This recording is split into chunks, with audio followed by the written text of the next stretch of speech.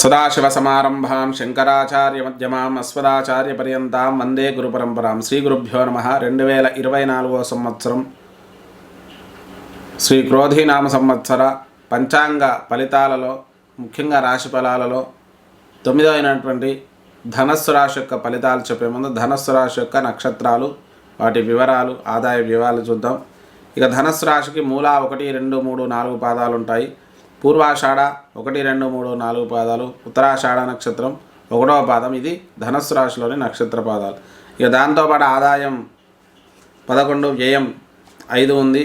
అలాగే రాజపూజ్యం 3, అవమానం 5 ఉంది. రాజపూజ్యం 7, అవమానం 5 ఉంది. చాలా అద్భుతంగా ఉందని చెప్పుకోవాలి మనం.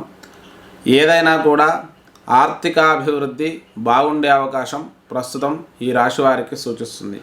సమస్యలనున్నా కూడా సులభంగా పరిష్కారాలు వెతుక్కుంటూ ముందడుగు వేస్తారు.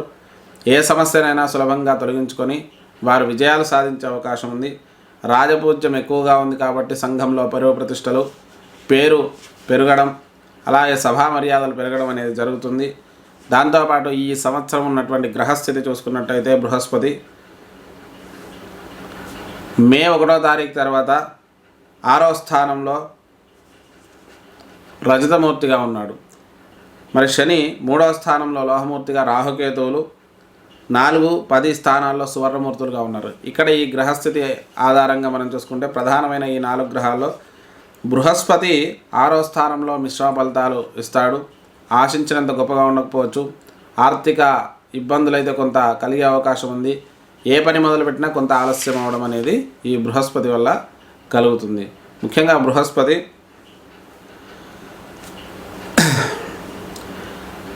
ఈ ధనుసు రాశి వారికి బృహస్పతి రాష్ట్రాధిపతి కాబట్టి మానసిక సంఘర్షణ కూడా కొద్దిగా ఎక్కువగా ఉండే అవకాశం ఉంది.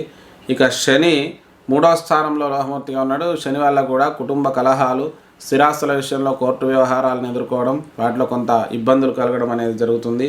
అయితే ఏదైనా సరే పని మొదలు పెడితే ఆలస్యం కావడం అనేది కూడా మనం గమనించవచ్చు. ఇక దాంతోపాటు రాహుకేతువులు ఇద్దరు కూడా 4, అలాగే 10 స్థానాల్లో సువర్ణమూర్తులుగా ఉన్నారు. ఇది మంచి అనుకూలమైన సమయంగా చెప్పుకోవచ్చు. ఎందుకంటే ఈ రాహుకేతువులు ఇద్దరు కూడా ఉద్యోగ స్థానంలో స్థిరాస్తుల స్థానంలో ఉండడం వల్ల ఆర్థికాభివృద్ధి బాగుంటుంది. సమాజంలో పేరు ప్రతిష్టలు, ఉద్యోగంలో కూడా మంచి అభివృద్ధి అయితే ఉండే అవకాశం మనకు సూచిస్తుంది. ఇక ఈ ధనస్సు రాశి వారికి ముఖ్యమైన విషయాలు చూసుకుంటే ఆత్మస్థైర్యం ఎక్కువగా ఉంటుంది. నిర్ణయాలు కఠినంగా తీసుకుంటారు. రాష్ట్రాధిపతి 6వ స్థానంలోకి వెళ్ళడం వల్ల, ముఖ్యంగా రాష్ట్రాధిపతి 6వ స్థానంలో ఉండడం వల్ల ఏదో రకమైన మానసిక సంఘర్షణ ఎక్కువగా ఉండే అవకాశం మనకు సూచిస్తుంది. ఇక దాంతోపాటు ఆర్థిక పురోభివృద్ధి మిశ్రమంగా ఉంటుంది. అయితే అనుకూలత కనిపించినప్పటికీ కూడా డబ్బు వెనక వేయడం అనేది ఉండదు. ఏదో రకమైన గెటాన్ అవుతూ ఉంటుంది. ఎందుకంటే ప్రస్తుతం నడిపించడమే తప్ప భవిష్యత్ కార్యాచరణకు ఉపయోగపడేంత సంపాదన ఉండకపోవచ్చు. ఇక కుటుంబ విషయాల్లో కొంత చికాకులు ఉన్నప్పటికీ కూడా దాన్ని సానుకూలంగా మార్చుకుంటారు. స్థిరాస్తుల కొనుగోలు కూడా చేసే అవకాశం ఉంది. వాహనాల కొనుగోలు, వాహన యోగం కూడా కలిగే అవకాశం ప్రస్తుతం మనకి ఈ రాశి వారికి సూచిస్తుంది. అలాగే తల్లిదండ్రుల నుంచి అనుకూల వాతావరణం ఉంటుంది. ఇక దాంతోపాటు విద్యారంగానికి సంబంధించిన వారు మంచి విజయాలు దక్కుతాయి. ఎందుకంటే 5వ స్థానంలో బృహస్పతి ప్రారంభంలో ఉన్నాడు. తర్వాత 6వ స్థానంలోకి వెళ్ళినా కూడా అంగారకుడు కూడా అనుకూలమైన వాతావరణంలో ఉన్నాడు. కాబట్టి తప్పకుండా విద్యాభివృద్ధి, మంచి పేరు ప్రతిష్టలు, సంఘంలో గౌరవ మర్యాదలు పెరుగుతాయి. ఇక దాంతోపాటు సంతానపరమైన విషయాల్లో సమస్యలు ఏమున్నా కూడా అవి తొలగి వారి యొక్క అభ్యున్నతికి ఉపయోగపడతాయి. ఇక రుణాలు కొంతవరకు తీర్చే అవకాశం ఉంది.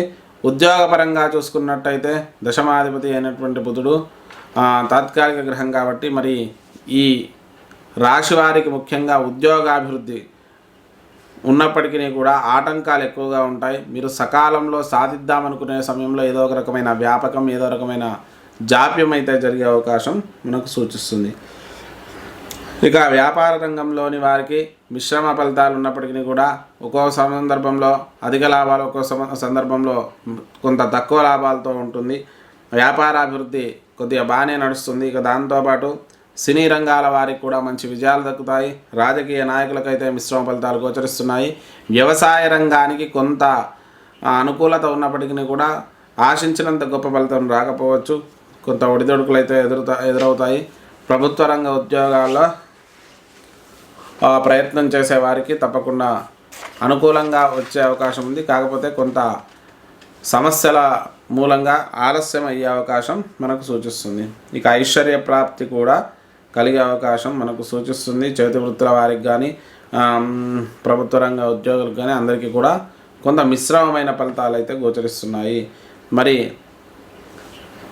ఈ ధనుస్సు రాశి వారు చేసుకోవాల్సినటువంటి పరిష్కారాల గురించి చూస్తే ముఖ్యంగా ఈ ధనుస్సు రాశి వారు దత్తాత్రేయ దేవాలయ దర్శనం చేసుకొని శనిగల నివేదన పెట్టి పెంచుకొని దత్త స్తవ పారాయణం చేసుకోండి. దత్తాత్రేయ స్వామి అనుష్ఠానం చేసుకోండి. ఇక దాంతోపాటు శనికి తైలాభిషేకం చేసుకోండి.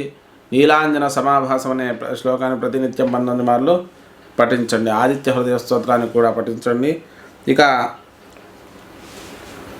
దాంతోపాటు విద్యాపాష్పదం చేయించుకోండి. దానివల్ల మంచి అభివృద్ధి కలుగుతుంది, జ్ఞాన సముపార్జన కలుగుతుంది. కాబట్టి ఈ పై కార్యక్రమాలు చేసుకోండి. ఇది మనకు ధనుస్సు రాశి 2024వ సంవత్సరం క్రోధీనామ సంవత్సర ఫలితాలు. స్వస్తి ప్రజాభ్యా పరిపాలయంతాం న్యాయేన మార్గేణ మహిం మహేష గోబ్రాహ్మణేభ్యः శుభమస్తు నిత్యం లోకా సమస్తా సుఖినో భవంతు. స్వస్తి.